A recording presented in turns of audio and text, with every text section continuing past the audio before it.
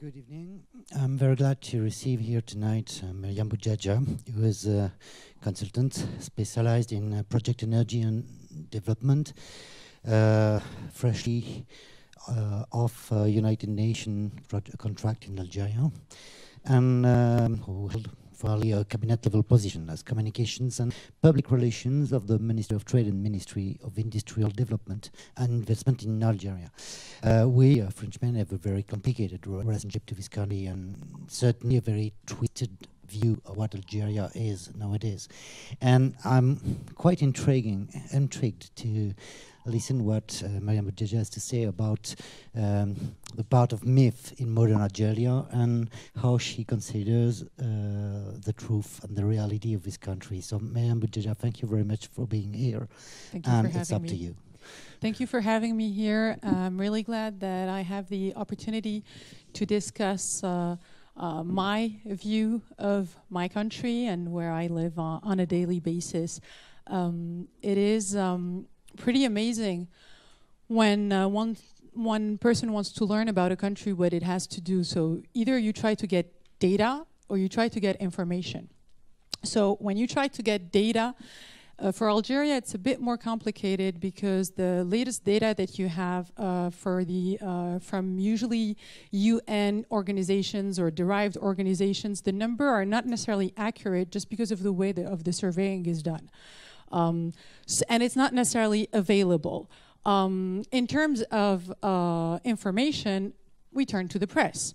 So when I figured out that I was going to come here and discuss Algeria and my experience in my country and present it, I did, try to look at the press and said, well, what is going on what are we saying about Algeria? So I found out that Algeria, in the latest Figaro edition of the 24th of February, l'Algérie fait peur à l'Europe, so it's scaring Europe. So obviously the image is pretty negative right there. So we understand that this is derived from the years and the troublesome years we went through, but we thought that unfortunately with the horrors that we've seen all over the world, that the image has shifted a little and that we were not seen as completely barbaric people and just violent. So we realized that people are afraid of us.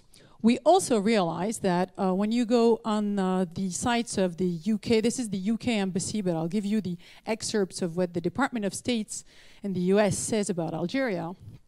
It basically states that it urges the citizens who travel to Algeria to evaluate carefully the risks to their personal safety. There is a high threat in terrorism, kidnappings. Although the major cities are heavily policed, which is reassuring, the attacks are still possible. We have everything. Bombings, false road blockings, kidnappings, ambushes, you name it. It's there. So it does state that it's in specific areas and it is contained, but, thank God we have the social media, because the social media accounts affiliated with ISIL tells us that they have claimed responsibility for non-lethal attacks of government security. So just make sure that you're not around government security forces to the south or west of Algeria. Okay, so this is from the outside.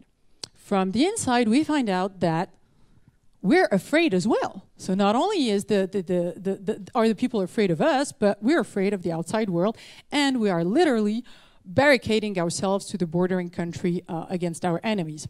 This obviously creates a very terrible situation, and it turns out, and thank God that the Figaro tells us that the Algerians, between inflation, austerity, and basically no money left, we're completely depressed. So that's, we have enemies outside, we're completely distressed. Needless to say that the article paints a very gloomy picture of the Algeria being on the verge of an economic social breakdown. So I thought to myself, are these people talking about the place where I literally live every day? This is a bit unusual.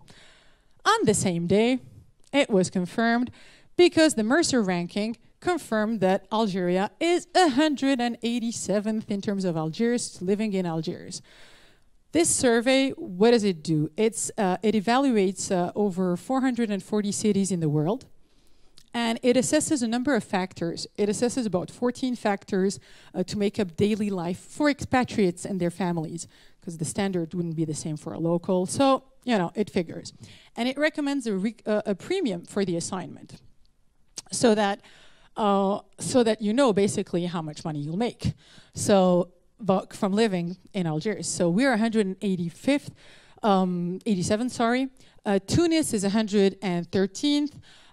Casablanca, 126th. Where, you know, Dubai is 75th. Now, just in case you young graduates want to go and live somewhere, forget Paris, because it ranks 37. Go to Vienna. Baghdad, obviously, is the worst city to live in right now, but, you know, you'd be surprised that 44 is the rank of New York.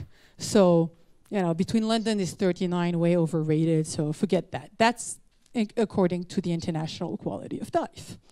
So, again, looking at the press. Something should be happening now. It's not happening. Well, I did something super creative and it's not working. Basically, just imagine that it's the Will Ferrell song Happy. And unfortunately, technology is not working the way I wanted it to. But this is what we found out on the same day. The World Happiness Report update, because I'm not sure you knew, but International Day of Happiness is March 20th, so make sure you're not depressed on that day. It was released earlier in advance, yesterday, and I found out that Algeria is where the people are the happiest in Africa. So you kind of like remember the slides earlier and you think we're 187th ranked in Algiers and that's the capital and we're the happiest of Africa. I'm a bit concerned about the other countries and you know, not to say. So this World Happiness Report is giving, it has a widespread interest, sorry, because apparently what they're saying that there are governments and communities now using happiness data and the results of subjective well-being research to enable policies that support better lives. So you figure that the happiness is the proper measure of social progress and the goal of public policy. They consider a number of variables: the GDP per capita, life expectancy, social support, trust or absence of corruption in government and businesses, perceived freedom to make life decisions, and generosity. Now, that's where I find my country. So, just in case you wondered, number one is Denmark. So, what is it, I figured, what is it about Algeria that in the same almost 2 weeks, I found out that we are barricading ourselves and at the same time we're the happiest in Africa? Is there some kind of equation there? So I was wondering and trying to understand why and what is it about it that gives us this perception. So in terms of why, being that I had a business background, I figured, that the idea that Simon Sinek developed is usually applied to businesses. But why not apply that to the way we perceive a country or our leaders in general? So in his book, Start With Why, he challenges us to examine first and foremost why we undertake anything. He asks us to focus on how, only why the why is clear. So you'll see that there's a golden circle. It's pretty self-explanatory. And the core is the why, which is followed by the how and the what. Most companies, they start with the outer ring, the product. And then they work inward. He gives the example of Apple, and a number of other companies. That starts with the core, with the why. And when the employees buy into the why and the core, and they share their leader's conviction, they often work harder and with greater commitment. And apparently, on top of that, they're much more loyal to their employer. So to this idea, I figured, well, why not try to see through that prism what has happened in Algeria to understand, because unfortunately, very often, we usually take things out of their context. So let's rewind a little bit in history, very quickly, little browsing, to give you the tools that hopefully should act as a little flashlight and allow you to vision, or at least emphasize your vision in this big blurry image of this country. So Algeria is officially the People's Democratic Republic of Algeria in North Africa. You could see on the map that it has about 2.4 million square kilometers. The French know very well that it's 5 times, France. Everyone says that. It's 8 times Italy, but 90% of which is desert. It is the largest country in Africa now that Sudan has been parted in 2, and it's ranked 10th in the world in terms of sizes. So population is 39.6, and you'll see the numbers here. What you have to realize that in 1950, the population in Algeria was 8.8 million. And in 1962, it was about 11.6 million. So it quadrupled in 50 years. So this obviously has an impact on anything. Morocco is about 34.3. And so Algeria, as per the latest numbers, again, the data that is available, it's ranked 35th in terms of the world data. Out of these 39.6 million, what you have to understand is 58% are less than 30 years old. So that's a very young population with new concerns and new needs. This is a little, obviously, funny drawing, a little pun, saying that at the time we were 34, giving you the data that we are 90% of desert, and it's true that now we're close to 40, and basically almost everyone wants to live in the north. And that is due to this data that I gave you, is basically that Algeria was unfortunately known for its world record in 1970 of having a fertility rate of 7.6 children for each woman. So for each girls out here, be happy that you're not Algerian in the 70s. This means that basically you would spend a considerable time being pregnant, and this is due initially to the effort that was the political effort that was asked at the time of the young Algerian to create little mujahideen. There was a little lagging effect to stop the demography. But because of all the things that happened, we could see now that people are getting married. Women have access to studies and are getting married later. So when they were getting married in their 20s, that was the average age. Now they're getting married at 29th. So this is the Regency of Algiers, the way the French probably have seen it when they arrived on June 14th, 1830. As you know, we are a history of people who have had a number of civilizations who decided to come and stay in Algeria for a little while. So it started with the Numidians, the Phoenicians, the Romans, the Vandals, the Abbasid, the Fatimid, the Almohads, the Ottomans, and finally the French. The independence gained from France in 1962 was done after 8 years of events, let's say, and now that they're not to be to use words that are not applicable or that people don't want to hear, but they fought hard, and we estimate that in Algeria about 10% of Algerian died, which means that the post-1962 era is marked by something very, very important and roots the policies that is going to happen afterwards.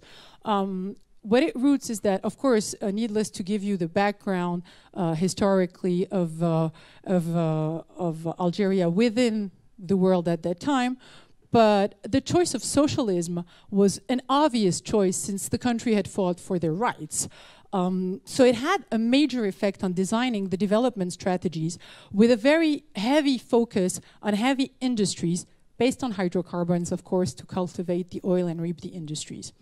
So the policies were developed initially with the objective of improving the living conditions of the populations, reducing the social disparities and the differences in terms of geographies.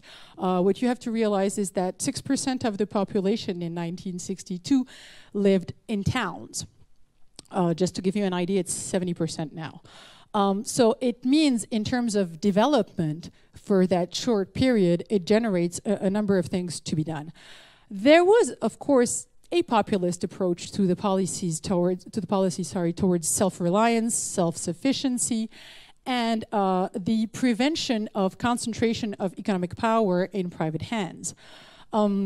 So this had a ripple effect, as we'll see, on what we could see and observe right now. The main focus initially, after they pushed for the demographic effort, basically was to find a solution for that youth. Illiteracy rate, as you could see, was 90% in 1962. So school attendance was very important, where at the time you actually had the police literally knocking on people's door and checking that the kids were in school or not, and if the kids weren't in school, they'd send them to school. So in 1962, 40% of boys and 27% of girls went to school. These rates now are at 97%, with the variables that you'll see here, depending on the primary, the secondary, and the tertiary areas of school. This rate is pretty amazing because at the time, in 1962, we found ourselves with 12,000 teachers only. So we had to bring in teachers from all over. And of course, because the choice, now that we freed ourselves from the French, was obviously not to ask the French to come and teach. So there were a lot of changes that were made in the education. But primarily, the idea was just to have a country where people were literate and to get the people alphabetized mostly. Now the rates are at 94% of people who can read and write. I'm not saying they're all, you know, they could do thesis in Arabic or in French, but at least that's possible now. In terms of health, the same thing happened. We had only 300 doctors now at that time. Now these are the latest data and the numbers, but there were no proper healthcare system initially. So what it was as I'm showing you, the progresses were done: education, health, all the different areas and sectors that would allow the country to develop. Nowadays, Algeria has an established network of hospitals, clinics, and private clinics also. The equipment might not always be the latest available, but the country has apparently what is considered to be one of the best healthcare systems in Africa because it's open to everyone. Even the refugees that come in Algeria have this healthcare. So it was introduced in the 70s, and now it's available to children and the elderly. In terms of health, also in terms of diseases that we ended up turning around a number of diseases that the country faced at the time.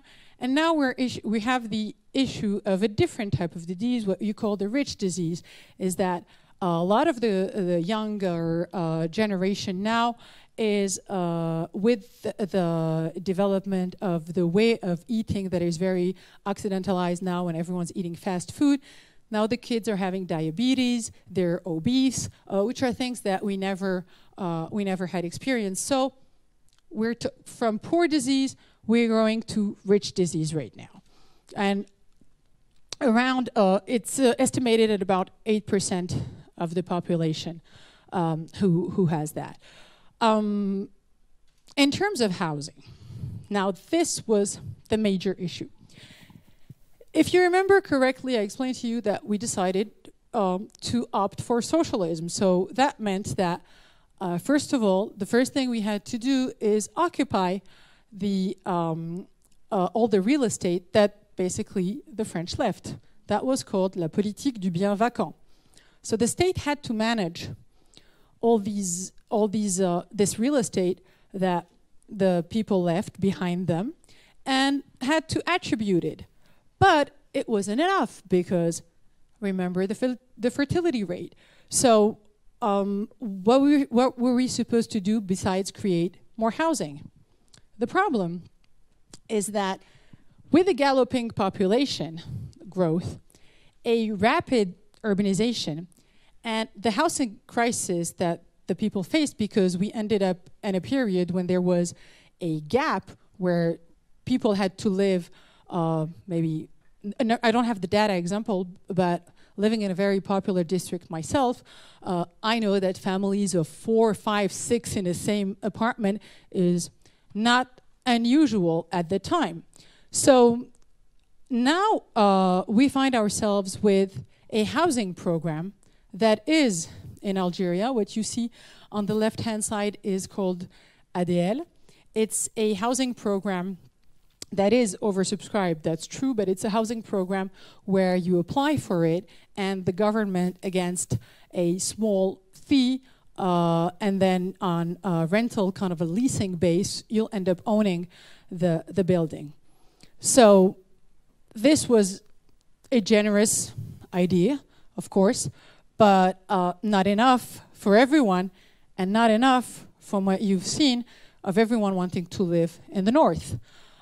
This was due to the fact that there were no jobs in the south, and also the fact that basically for security reasons, when Algeria faced our darkest moments in the 90s, you had to flee from a rural area to the city to be able to try to survive.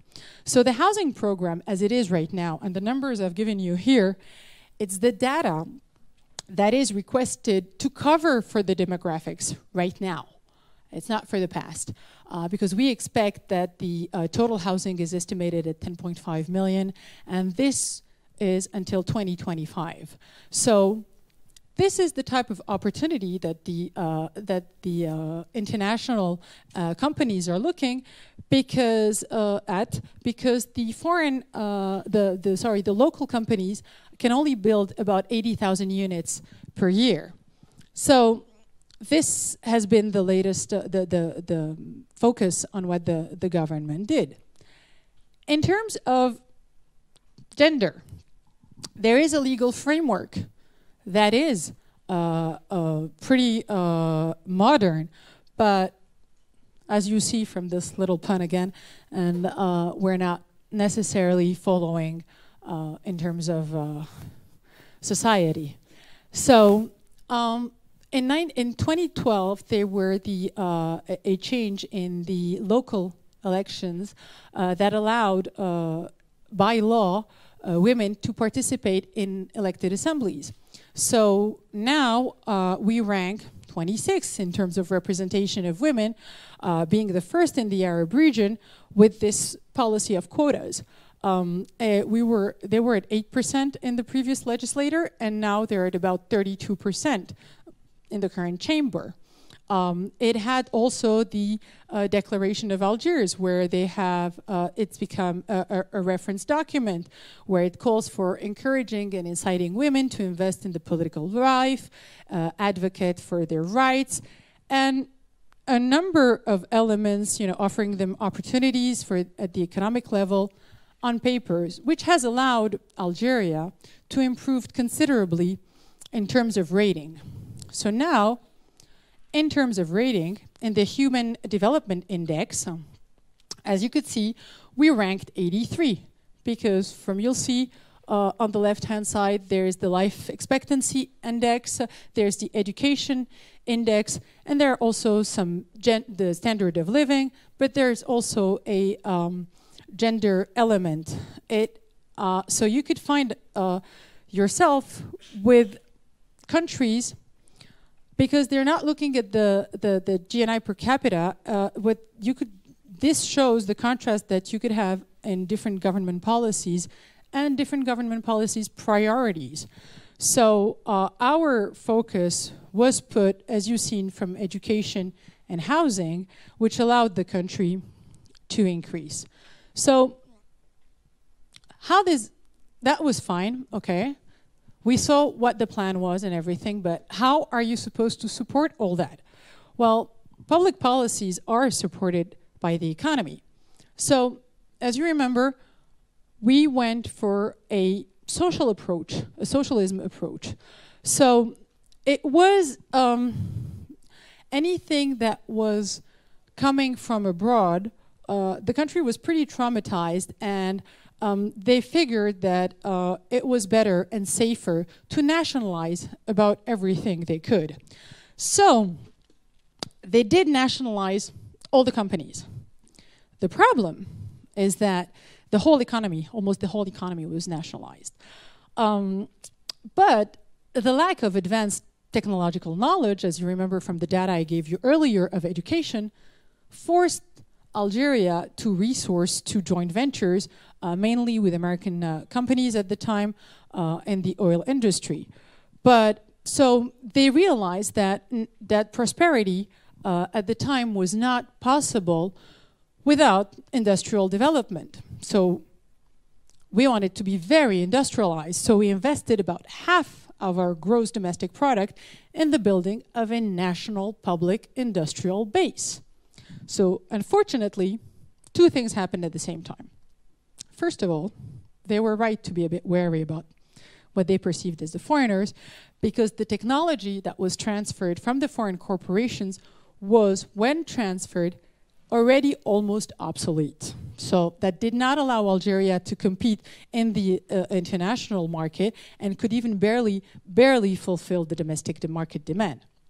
So this led to a total dependency on imports for public enterprises, and which caused a huge problem, because the second factor, you know, is the demographic pressure.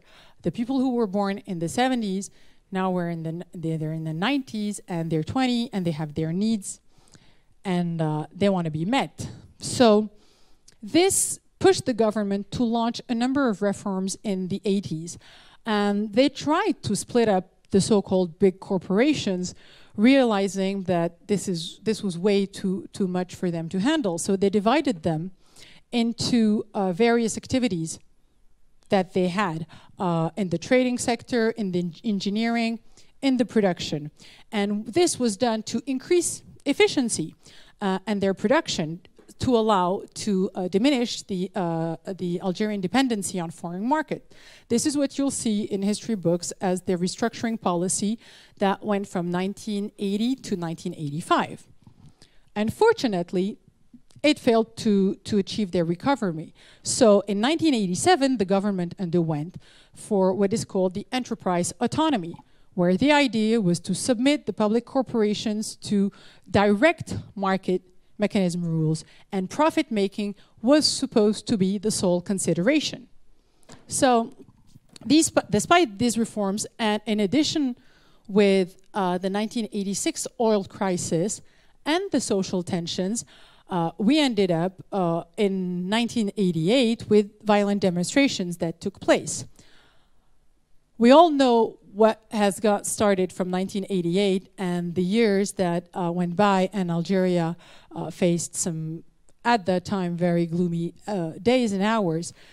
The good thing, in a way, is that the unique party that was at the time in governance had to open up the political scene, and a number of parties were founded.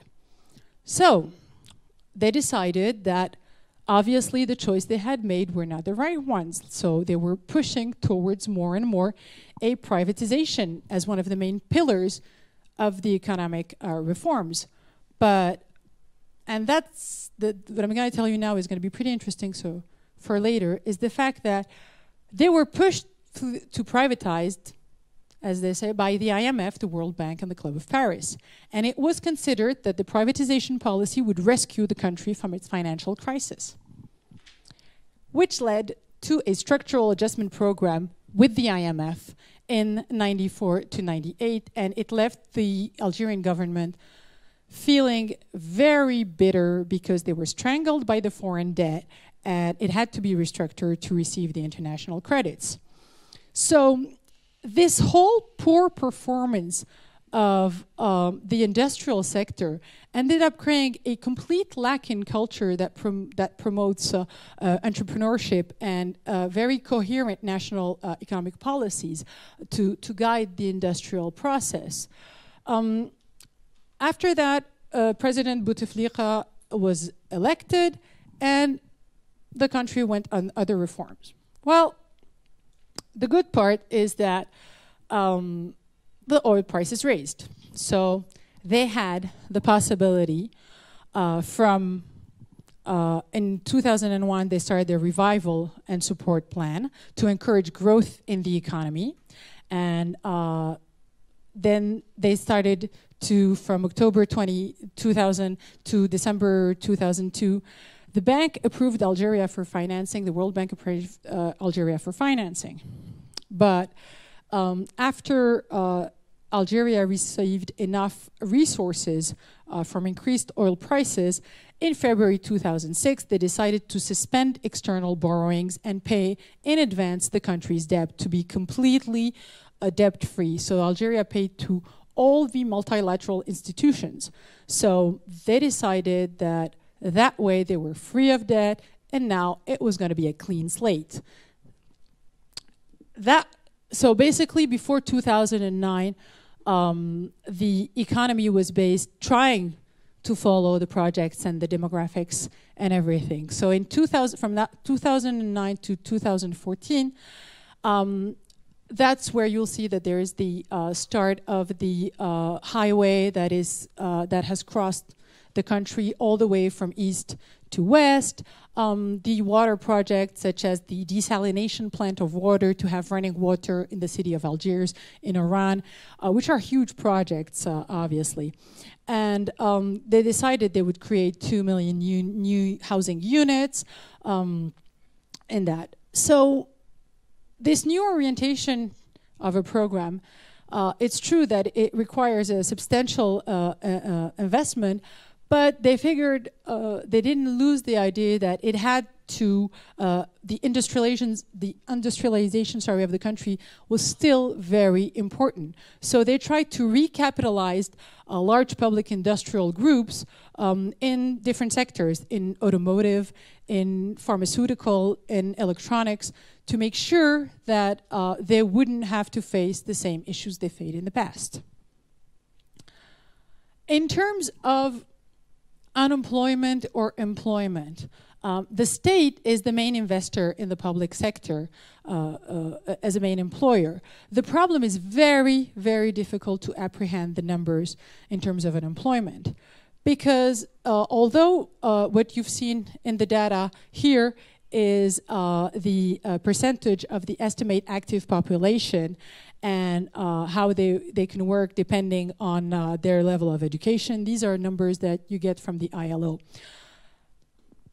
The thing is, there's a whole sector of the economy that you don't see in any of these data, because there are the women who work from home. They make cookies for the weddings. They make their money that way. You'll never see, they won't go and pay their taxes or anything like that. Informality is a huge system. You'll see people selling fruits and vegetables outside with their trucks that they would buy from the wholesale market and then sell it next to a mosque. You see young guys who have a little table outside of a school or anything like that, or outside the mosque, outside a coffee, and sell cigarettes. In order to absorb this informality, the government decided to create a number of a number of measures, and one of them was Lancège, which was a program designed for people who are less than 40 years old. And basically, the government gives you 100,000 euros to create your project. So with 100,000 euros, you could start a pretty good project. The only problem is that they didn't have the capacity to support these entrepreneurs, and a lot of them ended up doing something completely different with 100,000 euros, buying themselves, you know, whatever, trucks or cars and selling them, and not paying the banks. So all this, you tell me, what perspective do people have? Maybe that's why a lot of the youngs left and decided to leave the country. The different migration movements that people have had in Algeria are both incoming and outgoing, which is something we don't necessarily see. We do, although now in the press you do have some information about the people that Algeria welcomes, but usually, traditionally, the country has accepted about 250, we estimate the numbers at 400,000 people who live in Algeria. Usually from Congo, Cote d'Ivoire, Iraq, Syria, or things like that. The official numbers that you get from things like UNHCR, for example, in terms of refugees, are a bit different because these are the vulnerable refugees that you find. As you can see here, there's a brain drain. What does that mean? That means that when people leave Algeria, 79% of them already hold a diploma from a university. So they come to France and work as, you know, doctors, for example, or they come to Canada as engineers. So you find yourself with the country being depleted. Okay, as we've seen, there are a lot of things still to be done. So the company, the foreigner companies might decide, okay, we might want to come and invest in Algeria because it's a young country and there are a number of things to be done. Unfortunately, there are a number of hurdles that the companies have to go through. The bureaucracy, as you've seen, as you'll see, lower, is, let me go back to this slide, in terms of doing business, you'll see from the numbers here that when it's a dark color, it's pretty down in the range. We're not that great in terms of transparencies and what we're supposed to do. There's also a rule, as you've seen earlier, about the 51-40% rule. It's a joint venture rule where basically the major shareholder has to be Algerian now. We're considered there, we lack complete economic freedom, and we're ranked 154. And in terms of corruption, our ranking, as per the Transparency Organization, is 88, where other countries, we're the same rank as Morocco, but Tunisia is 76, France is 23rd. So with all that being said, this is in terms of doing business. These are the whole hurdles that we are going through right now. And the difficulties basically is that the labor market is very rigid, that a lot of informality happens. Women work from home and have developed alternate services without needing, you know, special approval. So what's the plan basically? So there's a 262 billion plan that the government is planning to undertake. The only issue is that how are we supposed to fund for this 260 billion plan in terms of healthcare, education, and infrastructure when we've seen all the experiences that have happened in the past?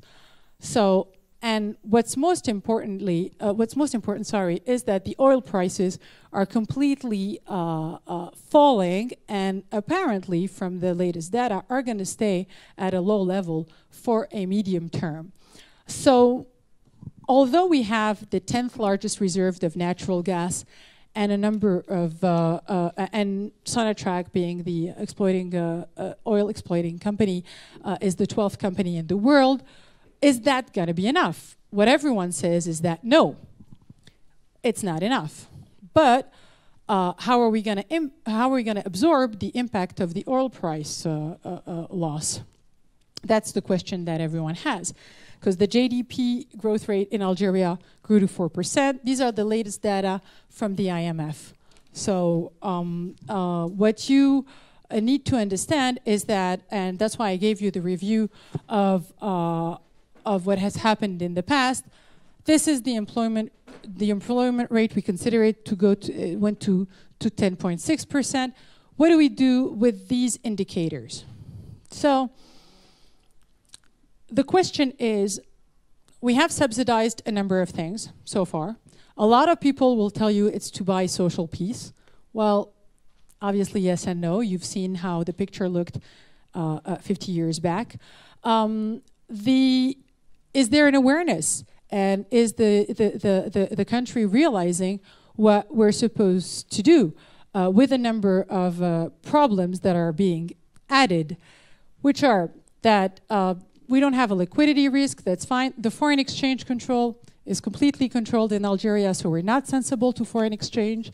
Although the latest news is that we can now open and the exchange rates are going to be loosened a little with the exchange currency control. The problem is also that we're still very numerous out there, and the main question mostly is what's going to happen because our president is sick. So the decision structure is being very opaque and partly informal. What is going to happen next? Is there a window of opportunity? What we could do? In terms of opportunity, obviously, the IMF is asking for Algerians to tighten their belt. We're not sure that they're ready to do so, but the reforms to stimulate the private sector are being undertaken. A number of changes are positive. The new fiscal law for 2016 shows and indicates that the government is aware of that. So that's the big question, basically, is that we have the pressure from a demographic perspective. We have cost-cutting measures that have to be done. The Algerian government did announce that it would reduce its spending by 9%. How is everyone going to react to that? That is the big question that everyone has, and that is what is going on, and that's what you see in the media. So basically, my idea was to show you that, of course, what you see in the media, I'm not saying it's wrong, not at all, but it's just that you really have to focus on the why and try to understand why a number of measures have been taken in order to understand, hopefully, what's going to happen next. Thank you very much.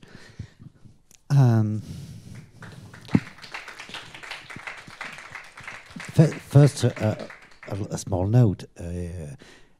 It's a knowledge now in France, but the Algerian events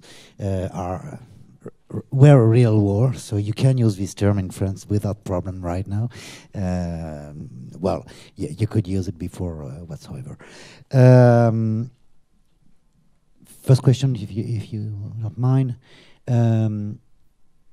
I see many of my graduated students of Algerian descent having projects to settle in Algeria, even if they have never been living there, with the idea that in fact it's much more a kind of El Dorado than Europe or even the US at the time. So do you think they are having illusions, or do you think they're right and they are betting on the right horse?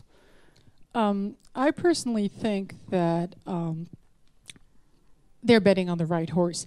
I wouldn't live there if I didn't think so. The idea is that what are you going to do in a country like France? Your graduate students, they're going to come and they do what I did. I graduated, went to work for a Big Five, worked my off for hours and hours and hours for someone else, and then realized one day, this is not necessarily what I want to be doing, because it didn't feel that you were advancing anything in terms of society. And when you have the energy, when you're young and when you have the energy and you're ready to fight, because it's not going to be easy, of course not, but when you're ready to fight and go through these hurdles, the rewards are very interesting. Okay, thanks. I think there is a question there, Mr. Majou. Yeah, you show us a slide about economic indicators, but I didn't see the budget deficit, which is about 11 to 12% now for the state budget. Well, yeah. And the reserve fund now is also melting. It's losing 45 to 50 billions a year. So could you explain it to us a little bit about this? Yeah. The reserves, they're still substantial. So melting, yeah, true, of course. But they melted to 143 billions with no foreign debt. So, of course, I'm not saying that with the program that they're having that the Algeria is not going to have to go through debt. It will probably have to go through debt for a number of reasons. The first is that direct investments are very low, although Lafarge just announced that it's creating a new facility for over 300 million euros. But obviously, that's not going to be enough for this the government spending. In terms of debtors, World Bank has come, is interested in lending to Algeria, feels that it's a sound creditor. The IMF was there last week. Of course, they're concerned more about other issues than the financial capacity of Algeria to develop. There have been some measures to include the informal sector that is estimated at about, from the latest number, that is the estimate, it's about $40 billion.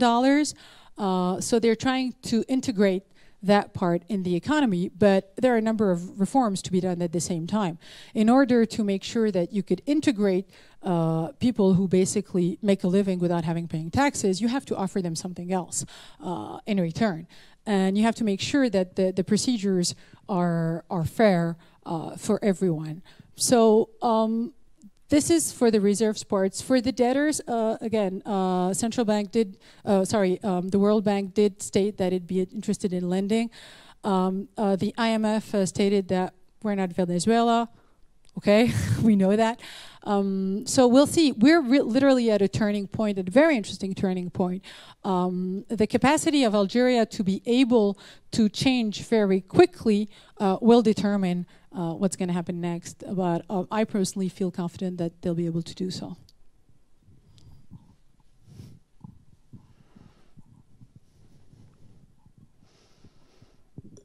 Hi. We had... Please. Yes. Next time you... No, carry on, but next time you'll pass your...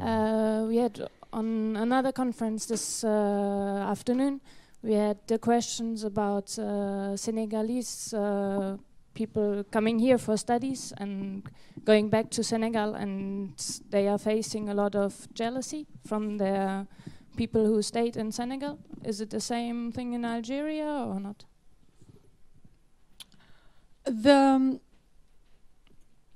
In the beginning, people will always look at you when you're different, no matter where you are.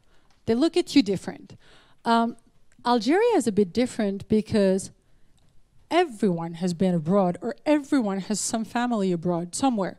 So you can't be jealous of your cousin. You can't be jealous. You could be a little jealous, but not on a daily basis. In terms of real life and how it happens, no, people are not mean to you when you try to work with them or anything like that, because they feel that you're Algerian the same way. The only difference is, of course, and it all roots back to our history, is depending on the attitude you have. And if you come and tell them or behave like, listen, you don't know anything, I'm going to show you how it's done, they'll look at you funny. They might not like you at the beginning. Now, if you prove that you are better and more professional, but you don't necessarily show it and come off as a show-off, then of course they'll accept you. But that's true everywhere. I don't think anyone likes a show-off. I live in Algeria on a daily basis. This is how I live in Algeria. This is what I wear. I don't need to dress up or make up on something that I'm not. And I'm perfectly accepted. So I don't think that this is very true anymore. It might have been the case, but it's irrelevant now with everyone having someone abroad. There are many more problems with people going back to the parents' family, mainly in rural areas for the holidays, who are very ill perceived, but people getting there to work and invest and bring something positive in their neighborhoods are quite well received in Algeria, to the limitation of those hurdles, administrative hurdles and corruptions and so on. But that's true for everyone. Yeah, we don't discriminate when it comes to that. Sorry. Well, Fritz Libowski, thank you very much for this presentation. I really liked also the final slides that you showed where you go towards the knowledge and understanding. I'm a little bit on this track with international experience also on different cultures.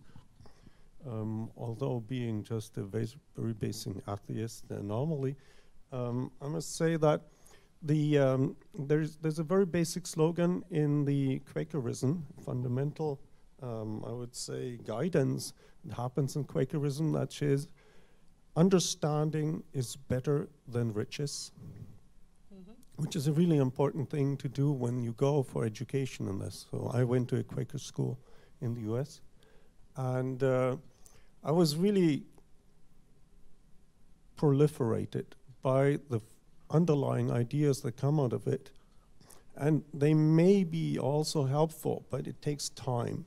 And this is where I think you're really very good at the forefront of promoting the new ideas, where we try to understand in scientific models, especially for the economy, between financing and economic behavior in dynamic systems, where time constants in those models are not at all, and less and less respected in the financial world.